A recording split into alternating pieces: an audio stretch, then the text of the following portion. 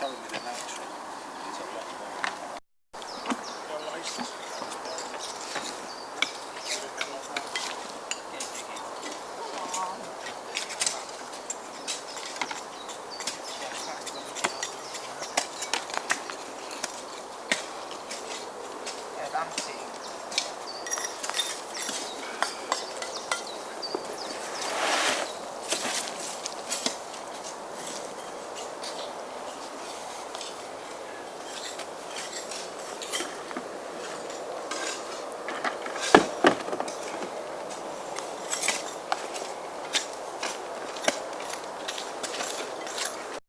Anything. That's a seriously good piece of trench work, Derek. It's very good. Ready for photography now, I think. As near as I'll go. Like I said, work in conjunction with Steve to record it. Yeah.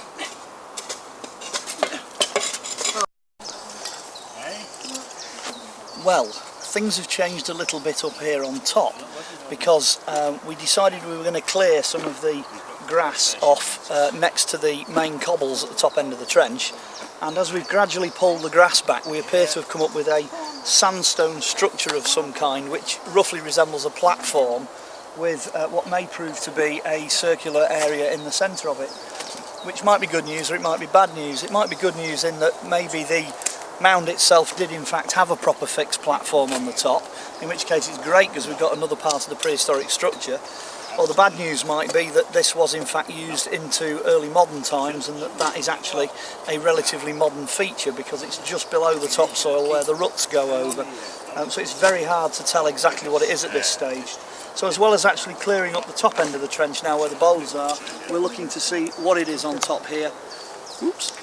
And whether or not it connects to the ancient stuff that's a bit lower down. Anyway, there you go, that's where we're up to.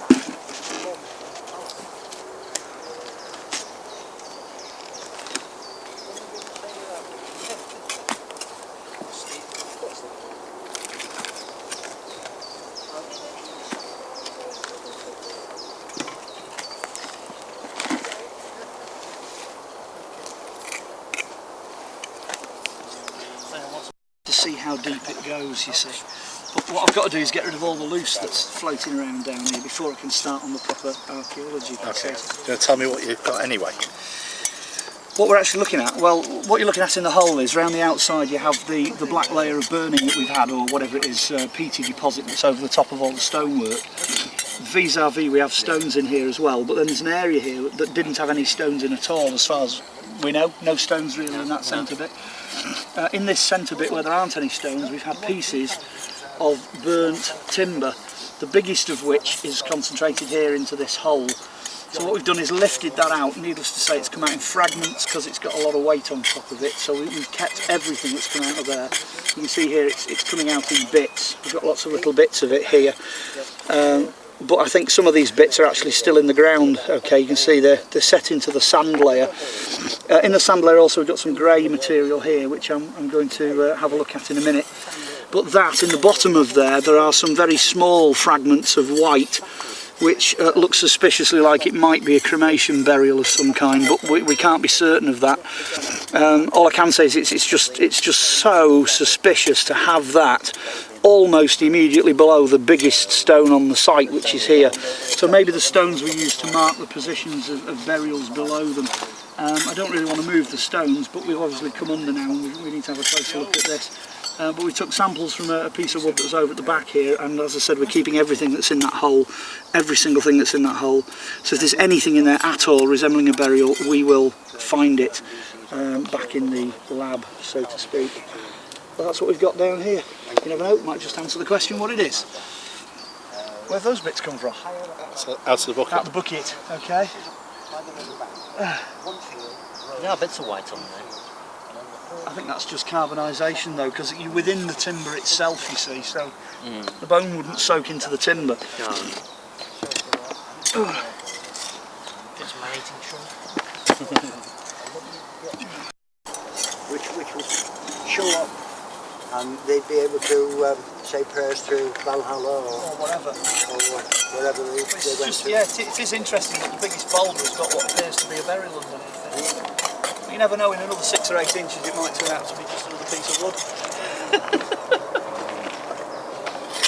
Here we go again. Here we go.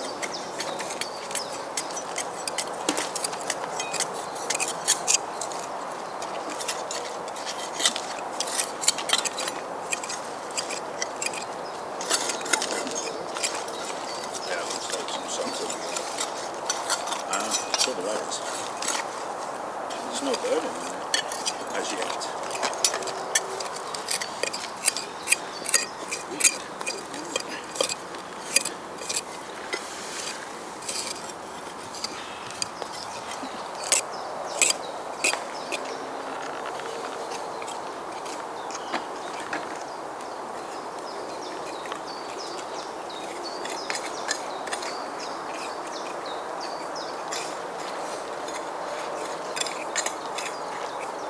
Okay, we're on. Right, what we did in this area here was a piece of wood that was running across from left to right, and here was another piece of wood that was running diagonally to that first piece of wood. Both pieces of wood appeared to be burnt, so what we've now done is taken those pieces of wood out, and we're keeping every single item from this spot together in the same bucket. Below that piece of wood we seem to have come upon these white pieces here. The general consensus is that they appear to be fragments of burnt bone.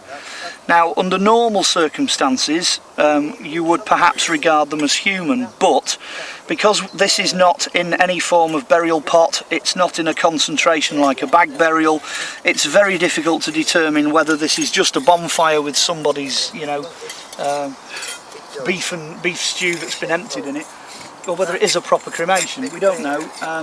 We'd have to get lab results back for this. I mean, we're not talking murder victims here, we're talking about something that's thousands and thousands and thousands of years old.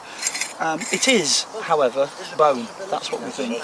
So, although the jury's out at the moment, it looks like we could have something that has been burnt and buried into this mound, but again, I'm going to reserve judgment. If there's anything in there that turns out to be human, like a flint flake or a bronze tool or a pin or a brooch or anything like that, then we know we've got a human burial.